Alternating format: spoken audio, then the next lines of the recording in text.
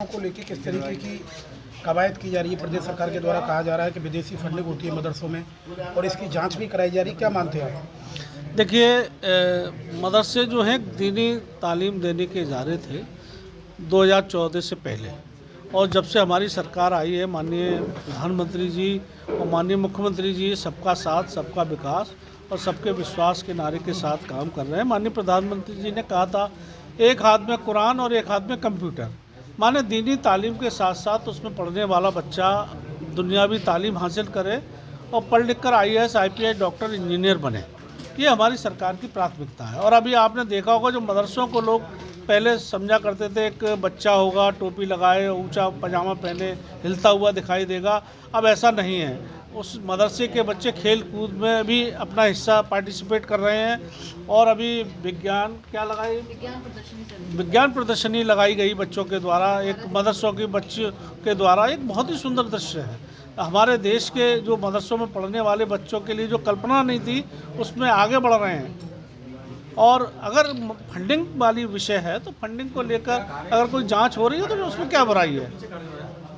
Funding अगर कहीं गलत तरीके से हुई है तो मदरसा, देखिए ये देश हमारा कानून से चलेगा, तो कानून हमारा जिस चीज़ को कहता है उसको हमको सबको मानना चाहिए। वो मदरसे पे भी लागू होगा और जो मदरसे नहीं हैं जहाँ अन्य शिक्षा के इदारे हैं उन पर भी लागू होगा। तो सबको कानून के दायरे में रहकर अपना काम करना है। तो क्या मॉडर्न शिक्षा मिलेगी मदरसों में? नहीं, निश्चित रूप से उस ओर प्रयास हमारा जारी है।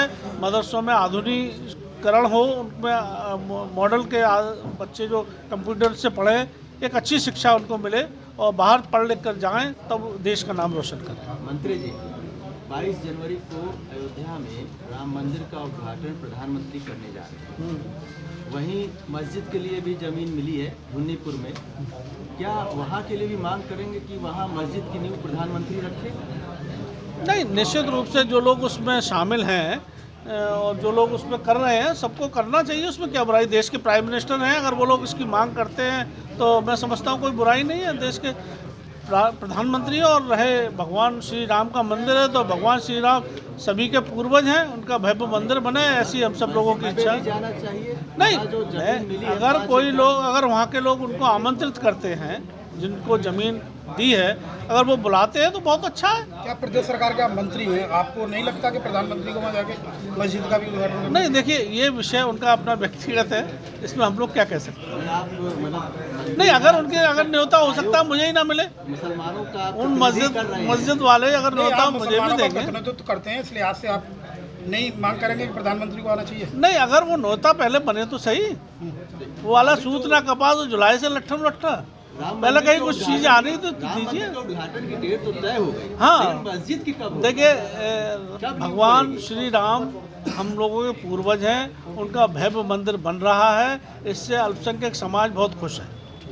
अच्छा, राम मस्जिद जो बन रही है नहीं, देखिए विदेशी चंदा हो, अगर वो नियम अनुसार जो हमारे भारत का जो संविधान कहता है, जो हमारे भारत का कानून कहता है, उसके अंतर्गत अगर कोई चंदा देता है तो उसमें क्या बुराई है। अगर विदेश से मिलेगा तो स्वीकार करेंगे? नहीं, मैं फिर वही कह रहा हूँ, जो हमारे नियम है, जो हमारे देश का संविधान जिसको कहता है, अगर उस तरीके से अगर कोई उसको फॉलो करता है तो उसमें कोई बुराई नहीं। मंत्री जी, कुछ कॉलेजेस वगैरह में छात्र जो उसके माइनॉरिटी वर्ग के लोग हैं उनकी छात्रवृत्ति बंद कर दी गई है, उसके बारे में आप क्या कहेंगे? क्या कहा आप दोबारा बताइए। जैसे कुछ कॉलेजेस वगैरह हैं उसमें जो माइनॉरिटी वर्ग के लोग हैं उनकी छात्रवृत्ति बंद कर दी गई है, क्या कहेंगे उसे?